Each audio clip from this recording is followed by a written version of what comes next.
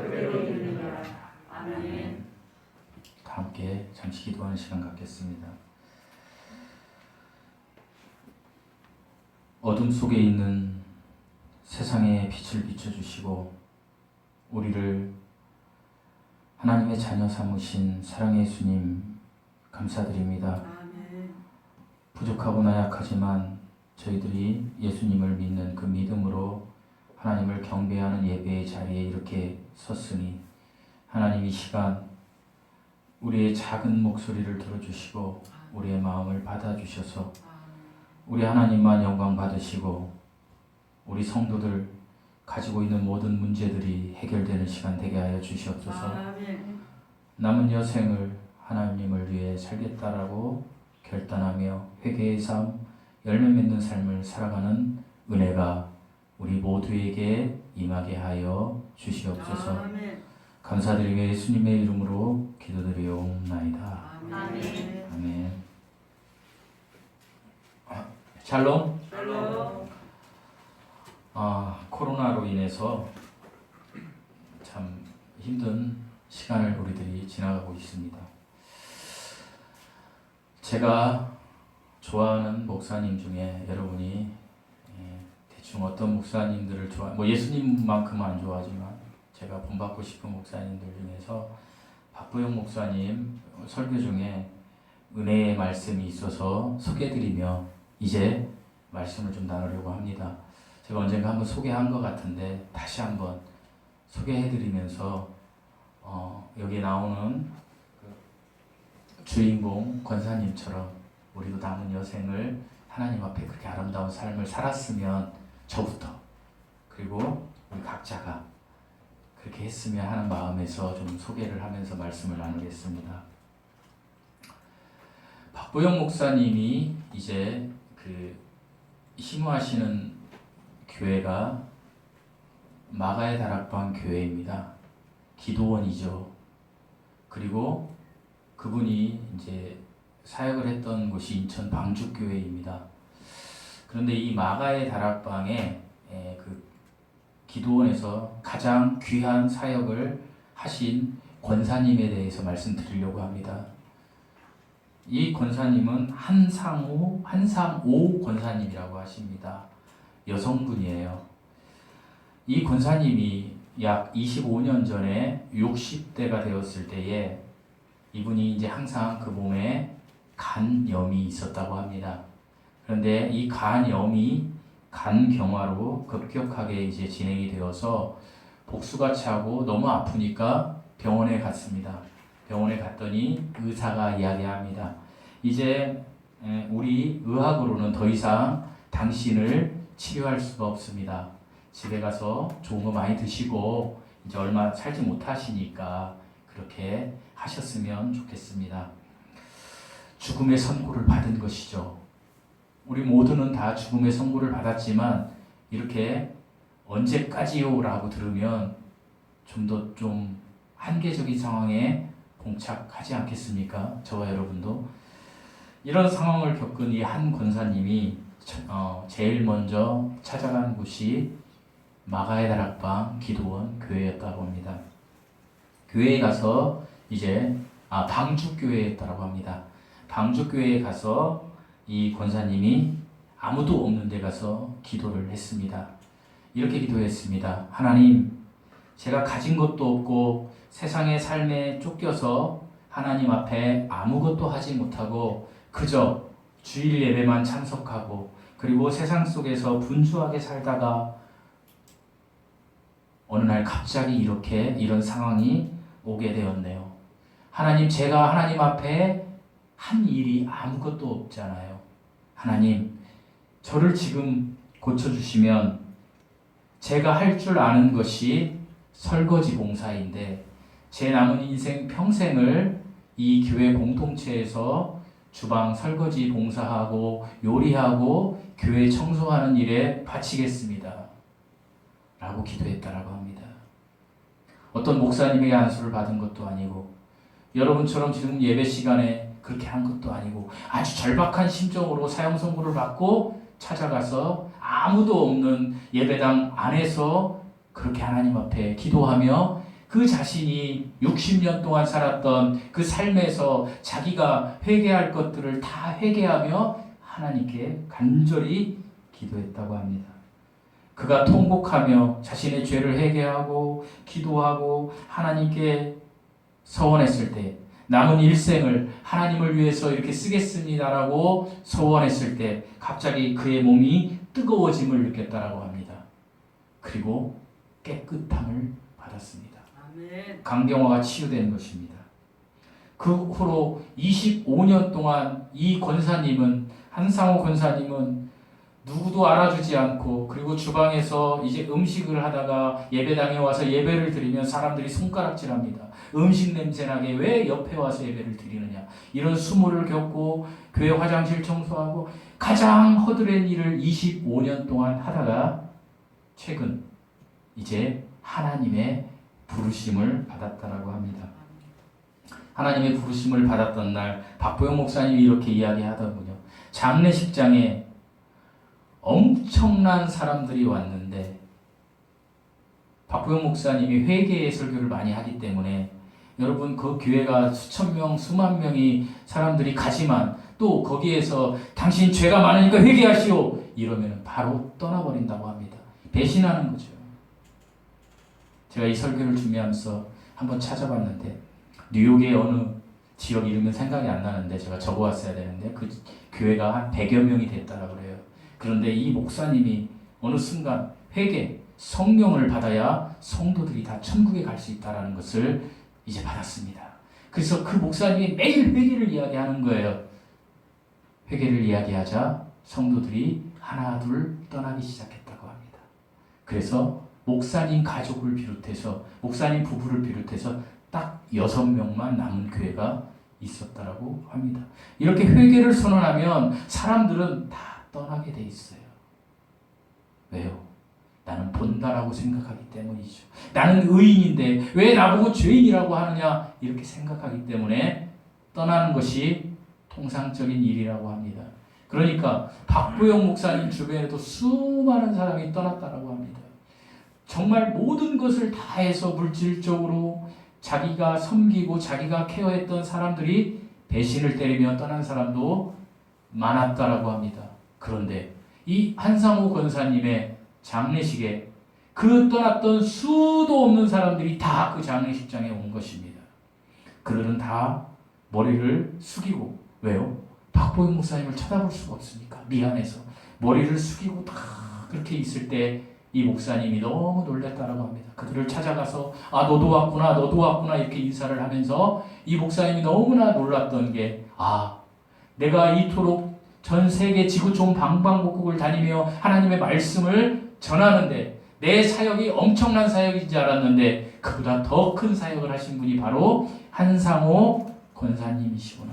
이 권사님은 주방에서 그저 성도들을 위해서 밥하고 설거지하고 교회 청소하고 누가 알아주지 않는 그 일들을 20몇 년 동안 그렇게 하다가 하나님의 부르심을 받았는데, 그렇게 엄청난 사람들이 모인 걸 보고 목사님이 그것을 깨달았다라고 합니다. 그런데 제가 이 이야기를 하려고 말씀을 꺼낸 게 아닙니다. 제가 언젠가 말씀드렸지만 이 권사님에게는 사랑하는 자녀들이 있었습니다. 그 중에서 이 권사님의 큰 아들이 있었는데 이 큰 아들은 알코올 중독자였습니다. 이 큰 아들도 어머님의 유전자를 받았는지 간염이 있었는데 술을 많이 먹으니까 간경화가 온 것입니다.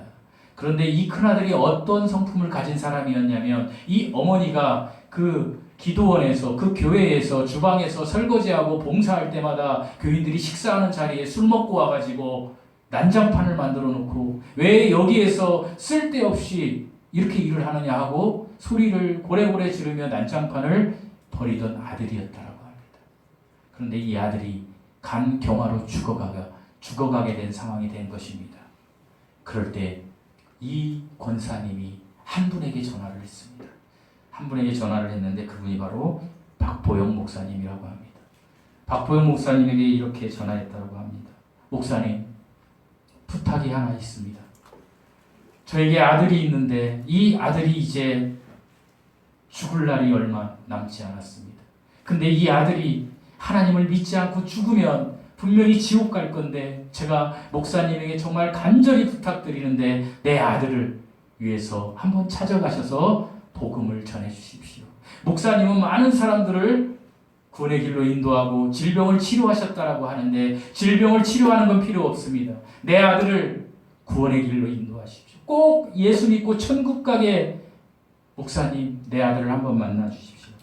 너무나 간곡한 부탁을 해서 목사님이 이제 그 아들을 찾아갔다라고 합니다. 그 아들은 길병원 아시죠? 길병원에 입원해 있었습니다. 알코올 중독자로 간경화로 이제 마지막에 갔더니 목사님이 먼 발치에서 보니까 빼쩍 마르고 배만 불룩 부른 사람이 식사를 하고 있었다라고 합니다. 그런데 그 앞에 가서 어떠한 얘기도 할 수 없었다라고 합니다. 왜냐하면 수많은 환자들이 있었기 때문에. 그래서 밥을 먹을 때까지 목사님이 기다렸다가 이 아들에게 이제 예수님 이야기를 전하려고 하는데 그 아들이 이렇게 이야기했다고 합니다. 가시오. 나는 예수가 필요 없소. 나는 남자요. 나는 사나이답게 죽음을 맞이할 것이요. 나는 죽음이 두렵지 않으니 그냥 가시오. 그러면서 손사래를 치면서 목사님이 말씀을 전하지 못하게 그렇게 이야기했다라고 합니다. 그래서 그냥 돌아왔대요.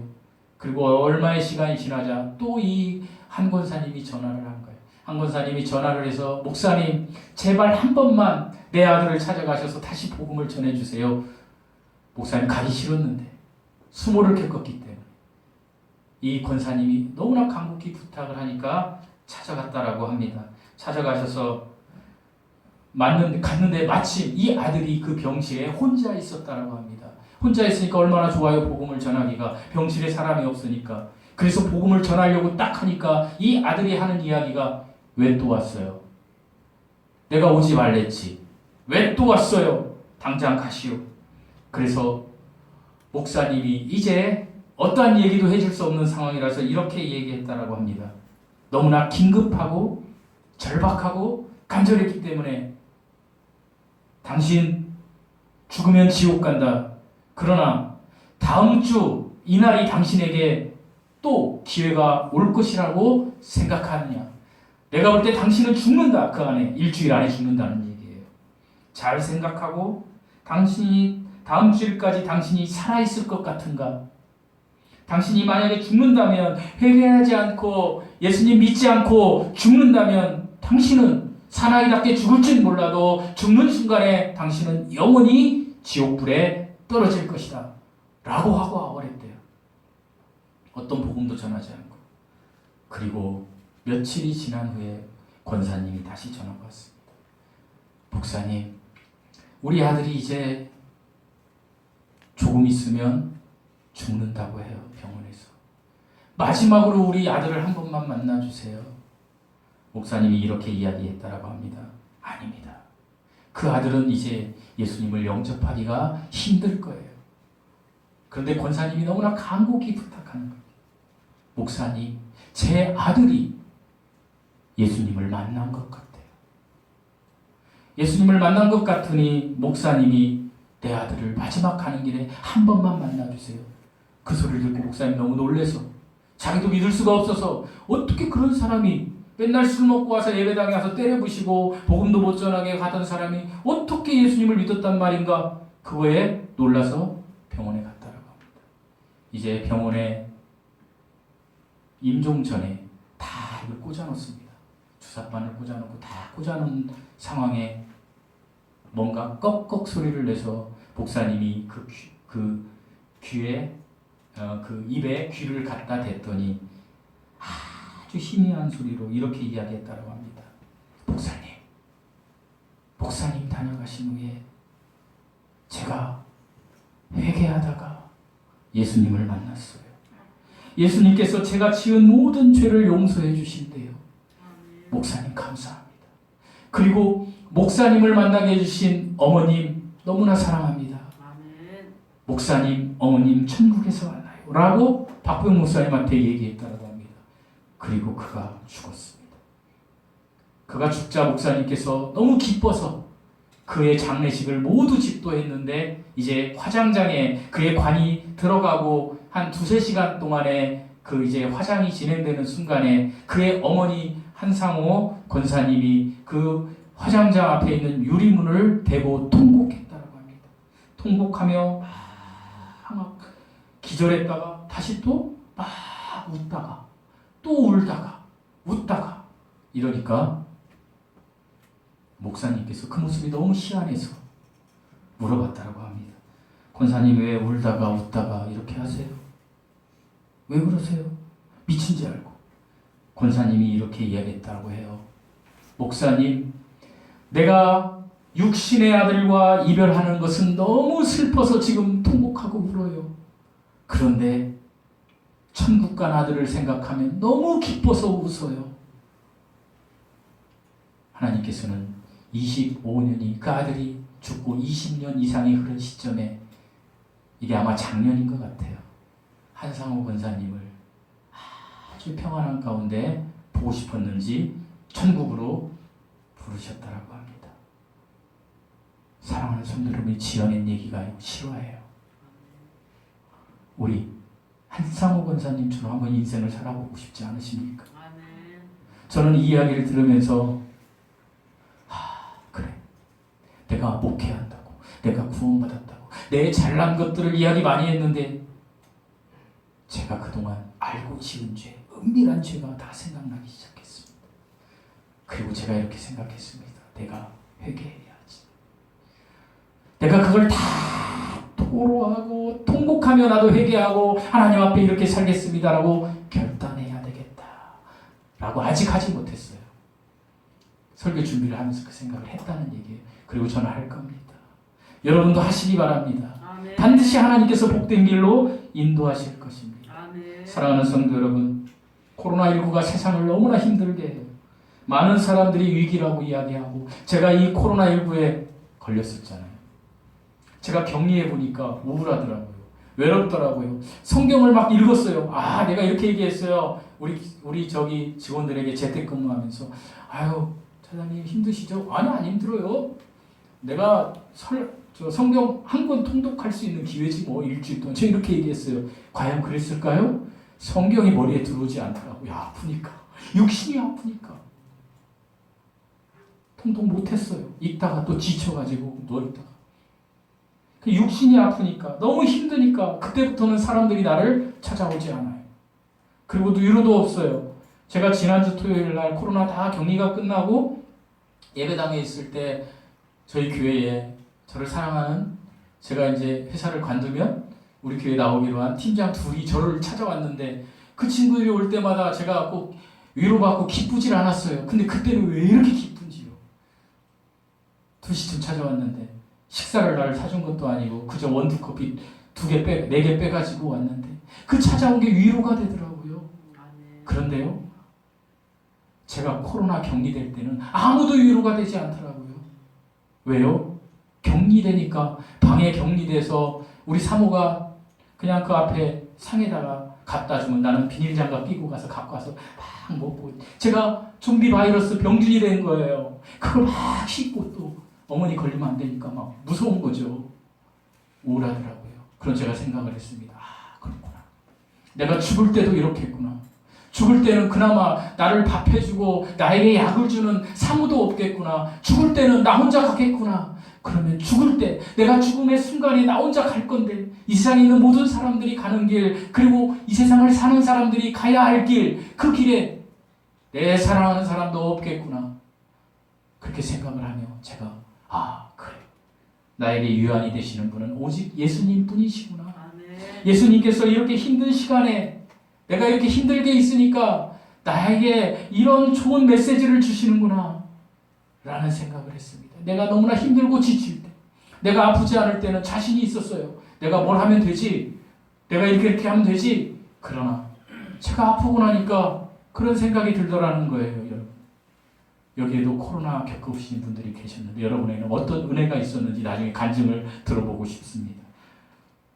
어쨌든 예수님은 이렇게 힘들고 지치고 하나님 내가 할 수가 없어요 라고 할 때 찾아오시는 분입니다. 본문의 소경도 마찬가지였습니다. 이제 예수님의 은혜로 소경에서 눈을 뜬 자로 고침받은 이 소경은 이제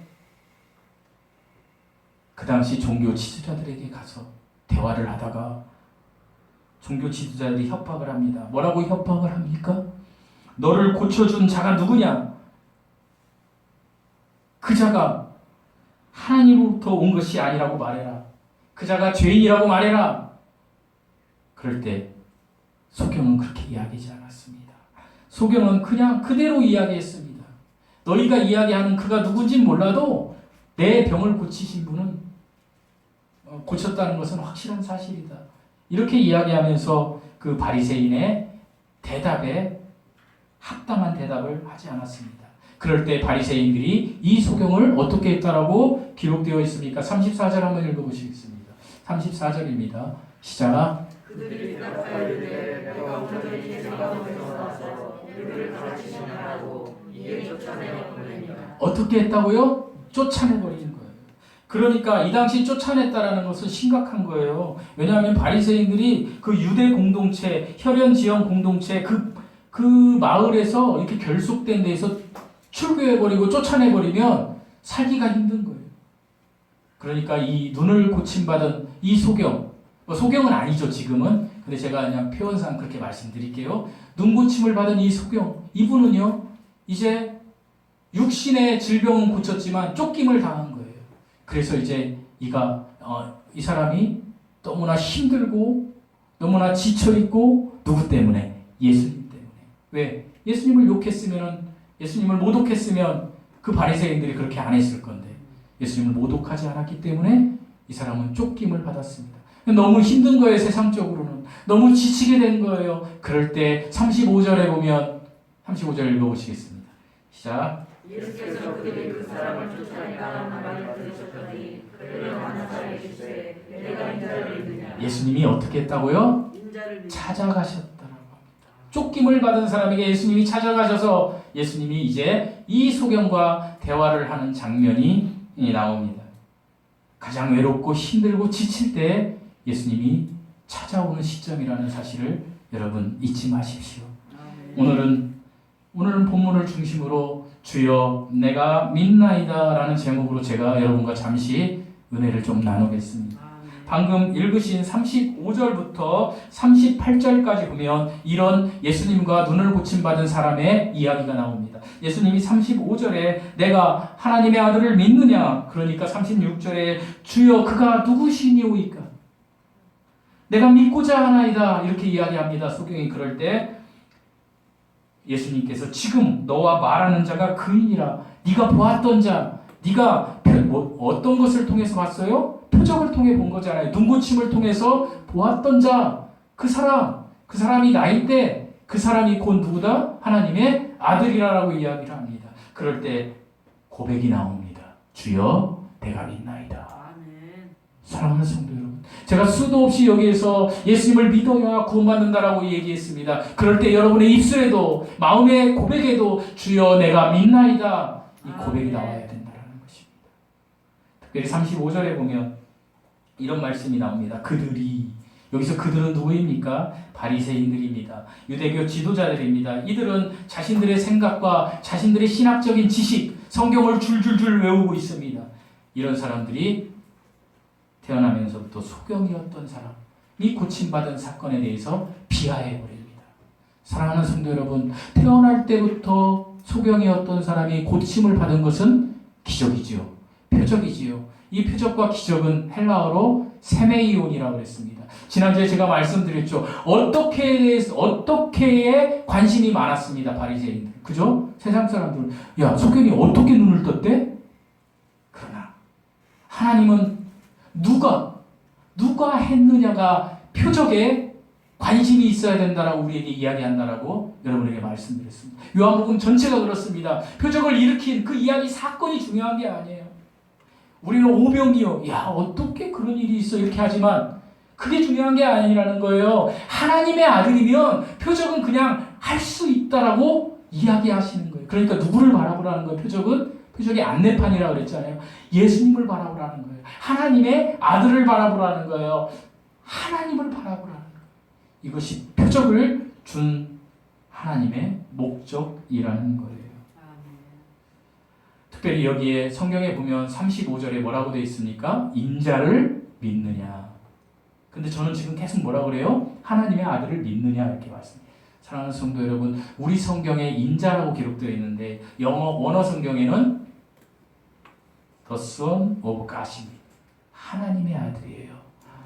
뭐가 맞다 안 맞다 이야기를 막 해가지고 제가 논쟁을 벌이는 게 아니라 번역을 잘못한 거죠.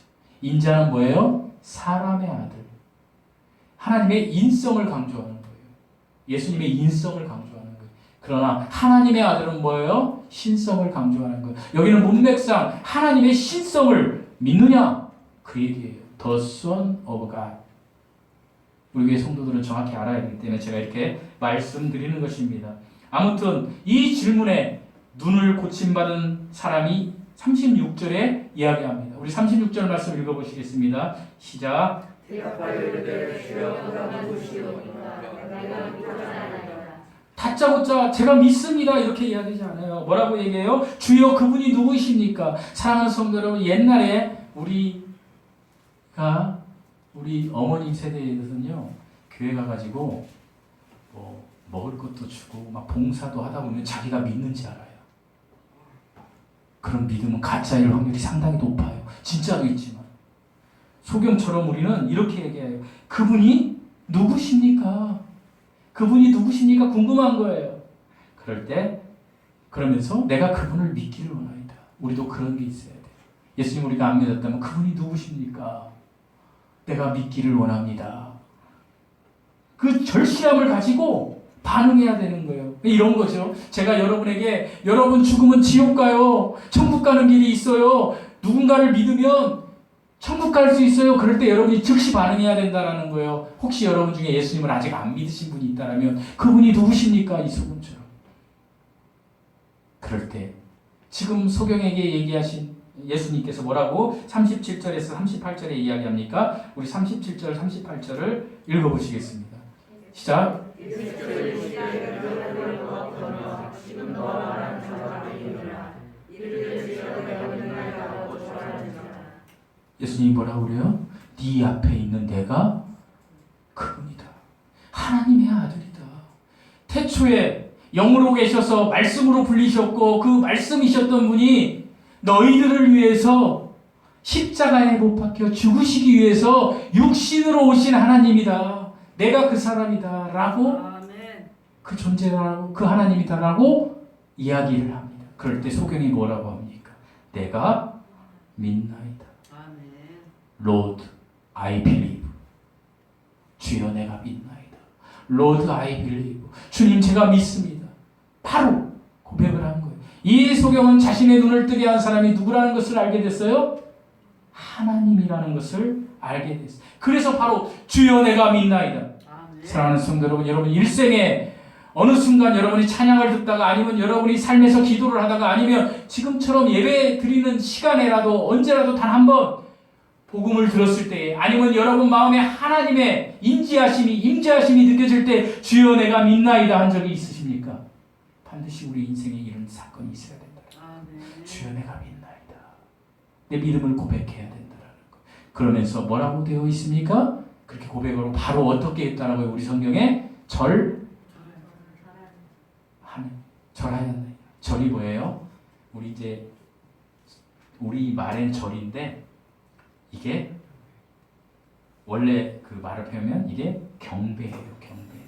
경배가 뭐예요? 워십. 다른 말로 뭐예요? 예배예요. 여러분, 그래서 구원받은 사람들이 예배를 사모해야 되는 거예요. 아멘? 가문이 없으셔요. 아멘. 내가 믿나이다 하면 구원받았죠? 그 다음에 어떻게 했다고요? 하나님께 절하였더라. 하나님을 경배하였더라. 예배가 내 삶이 되어야 되는 거예요. 태어날 때는 소경으로 태어났어요. 이 사람은. 그러나 빛 대신 주님을 자신의 눈으로 보게 되었고 그 영의 눈이 열리자 이분이 어떻게 했다고요? 예수님을 경배했다.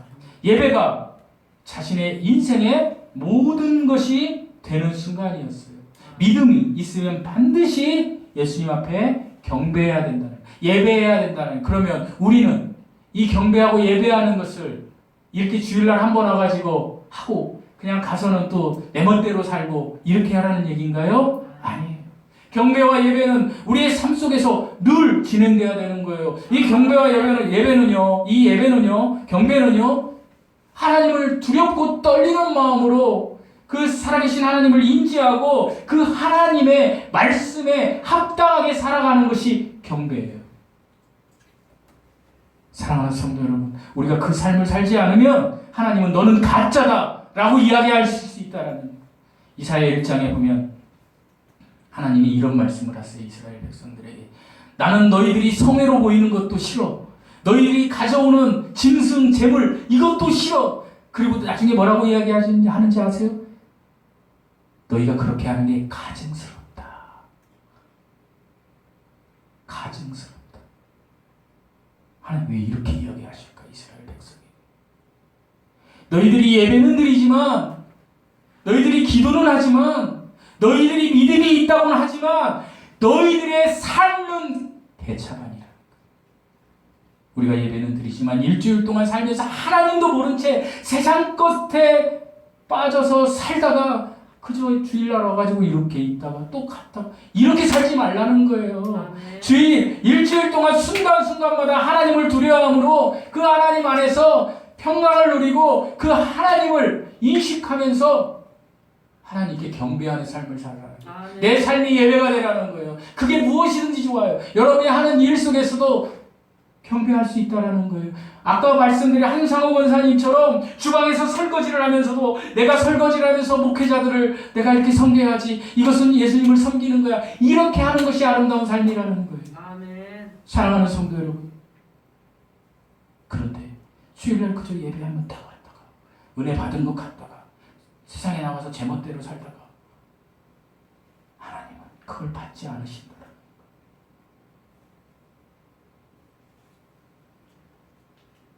하나님은 이렇게 이야기하십니다.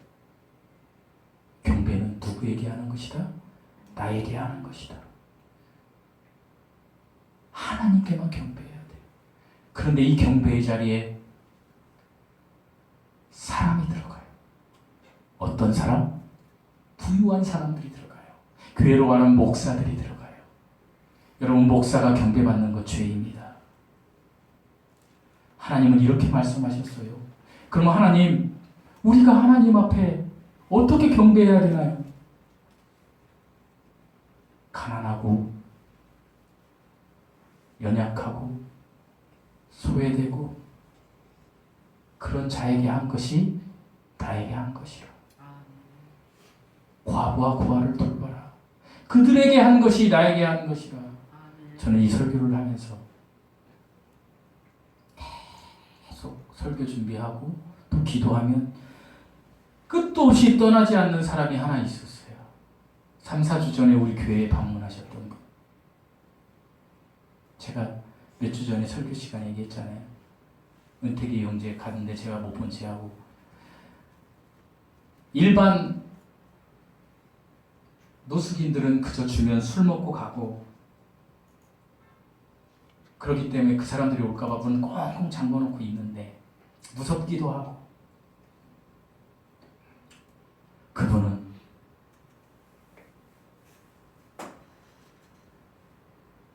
저 좀 도와주시면 안 돼요? 그 소리가 메아리가 치더라고요. 아마 천국에 갔을 때 주님이 저에게 분명히 책망하실 것 같아요. 저는 그분이 예수님이었다는 생각이 막 들어요. 너무 괴로워요. 지금 이 순간도 괴로워요. 다시 오셨으면 좋겠어요. 제가 박정훈 집사님한테 오늘 또 얘기했어요. 1,000원짜리를 좀 왕창 바꿔놔라. 안 바꿔놓으시더라고. 바꿔놔라. 다시 오시면 드려야 되겠다. 어디 사는 분인지도 모르겠어요. 그동안 왔던 노숙인들 2번 왔던 사람도 있고 3번 왔던 사람도 있고 제가 기억하죠. 처음 왔던 분. 제가 볼 때 손이 좀, 자세히 못 봤는데 손이 좀 불편하셨던 것 같기도 하고. 사랑하는 성도 여러분, 소경, 거지, 가난한 사람들에게 한 것이 나에게 한 것이다. 우리 삶에서 그런 사람을 섬기는 삶을 살으라는 거예요. 주님이 목사 섬기고 교회에서 장로 섬기고 교회에서 내가 집사인데 내가 그래도 이 교회 몇 년 다녔는데 내가 교회 개척 멤버인데 나를 안 알아줘. 이 짓거리 하지 말라는 거예요. 여러분, 저도 그 길을 갈까 두려워요. 사람이니까. 여러분이 파수꾼이 돼야 되고 여러분도 그 길을 가서는 안 돼요. 오직 경배받으실 분은 하나님이에요. 아멘. 하나님 외에 경배받으면 그것은 죄예요. 아멘. 제가 경배받으면 저를 죄짓게 하는 거예요. 여러분, 우리 남은 인생 하나님께서 말씀하신 이 길을 걸어가야 돼요. 이 소경처럼 우리가 이제 이런 기도도 해야 돼요. 하나님, 이 소경은요 육신의 질병과 영적인 질병을 가진 자였어요. 그런데 이 소경은 무엇을 치유받았어요? 육신의 질병을 치유받았어요. 하나님의 은혜로. 여러분 기도하세요. 여러분 정말 우리 사랑하는 사람들을 위해서 기도하세요. 이 소경처럼 육신의 질병을 받게 해달라고. 그리고 이제 오늘 35절에서 39절 말씀에 이 소경은 무슨 질병을 또 치료받았어요? 영적인 질병을 치료받았어요. 아멘. 얼마나 행복한 사람입니까? 저는 이 소경이요 가장 행복한 사람이라고 생각이 되어지더라고요. 아멘. 왜? 육적으로 장성할 때까지 눈을 못 보고 소경 거지였으나 하나님의 은혜로 간증이 있는 사람이 된 거예요. 그리고 이 사람은 예수님을 직접 만나서 이제 구원받은 거예요. 주여 내가 믿나이다. 이 고백으로. 얼마나 행복한 사람. 이제 계속해서 예수님은 진리의 교훈을 우리에게 다시 39절에서 41절에 이야기하세요. 어떤 이야기하세요? 예수님께서는 예수님이 오신 목적에 대해서 이렇게 이야기하세요. 심판하러 오셨다. 여기서 심판은 영원한 불못 심판이 아니에요. 영적인 심판을 이야기하는 거예요.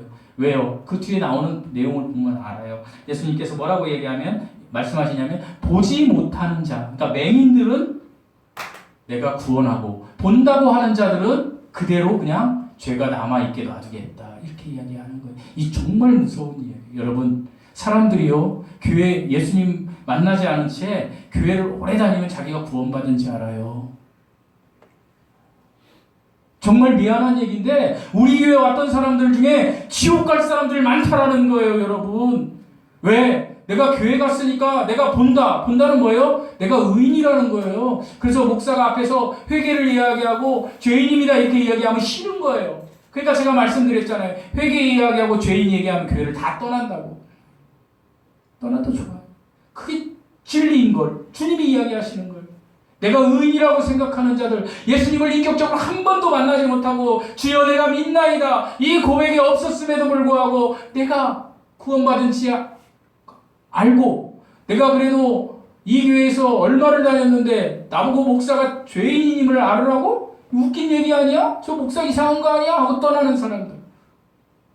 이들이 본다고 하는 자들이라는 거예요. 이들이 바리새인들이에요. 여러분, 바리새인들이 성경을 제가 말씀드렸죠. 모세오경을 다 외웠던 사람들이에요. 줄줄줄줄. 근데 그들이 죄인임을 모르는 거예요.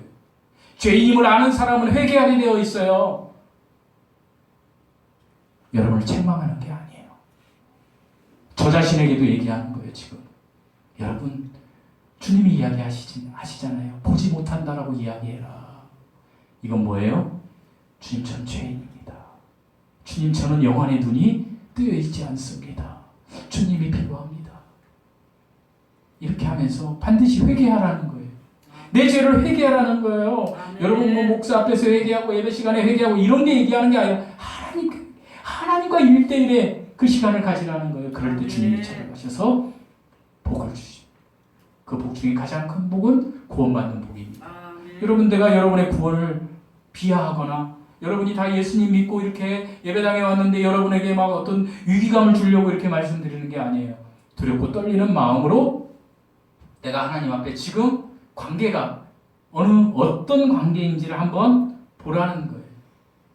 그래서 내가 구원받은 자로서 하나님과 멀리 떨어졌으면 아이고 내가 삶의 눈이 먼 자였구나 하고 회개하시라는 거예요. 여러분, 이것은 저에게도 동일하게 적용되는 거예요. 저와 여러분이 눈이 먼 자의 회개의 삶을 살아갈 때 주님이 우리에게 은혜를 주시는 거예요. 41절 한번 읽어보시겠습니다. 41절 말씀입니다. 시작. 예수께서 이르시되 너희가 이미 되었더라면 죄가 없으려니와 본다고 하니 너희 죄가 그대로 있느냐. 무서운 얘기잖아요. 차라리 눈이 멀었다고 보지 못한다라고 고백하면 용서받을 수 있고 구원받을 수 있지만 본다고 안다고 하면 죄가 어떻게 됐다고요? 남아있는 것이다. 죄가 그대로 있는 것이다. 그러니까 용서받고 구원받을 길이 없다. 주님의 말씀에 입각하면 이 당시에 바리새인들은 전부 지금 어디에 가 있습니까? 지옥에 가 있는 거예요. 무섭잖아요. 사랑하는 성도 여러분, 이제 말씀을 마치려고 합니다. 우리에게 가장 큰 축복은 이 소경을 통해서 주님이 이야기해 주시는 것입니다. 육적인 질병을 치유받고 육적인 모든 우리들이 필요한 것들을 다 공급받고 영적으로 치유받는 것입니다. 세상에는 이렇게 세상에 하나님의 은혜 가운데 치유받고 영적인 치유를 받은 사람들이 있는가 하면 많은 사람들이 세상 물질은 세상 축복은 엄청나게 받은 것 같지만 바리새인처럼 영적인 눈이 뜨여지지 않은 채 자신이 의인인 줄 알았다가 지옥 가는 인생들이 수도 없이 많다라고 예수님이 지금 이 시대를 사는 저와 여러분에게 교훈으로 남겨준 말씀입니다. 이것이 소경의 삶을 통해서 우리에게 주님이 말씀하시는 것입니다. 사랑하는 성도 여러분, 우리는 회개해야 합니다. 우리는 하나님과 1대1의 시간을 항상 가져야 합니다. 기도해야 합니다. 그리고 그 하나님이 주시는 은혜의 단비를 공급받아야 합니다. 은혜의 단비를 공급받을수록 내 죄는 더 커지게 되어 있습니다. 왜요? 하나님의 흠도 없고 깨끗한 하나님의 말씀이 들으면 내 속에 있는 죄가 보여지기 때문입니다. 그럴 때 계속 회개할 때 주님이 그 모든 것을 용서해 주시고 우리를 영원한 복된 소망, 지금 이 시간에도요, 코로나가 감기 따위에 그런 것 정도밖에 안 되잖아요 라고 이야기하지만 그 코로나 때문에 죽어가는 사람이 있어요. 그게 누가 될지 몰라요. 그렇잖아요. 우리 인생이 많이 남지 않았어요. 제가 서두에 말씀드린 것처럼 한상호 권사님처럼 저도 그렇게 한번 해볼게요.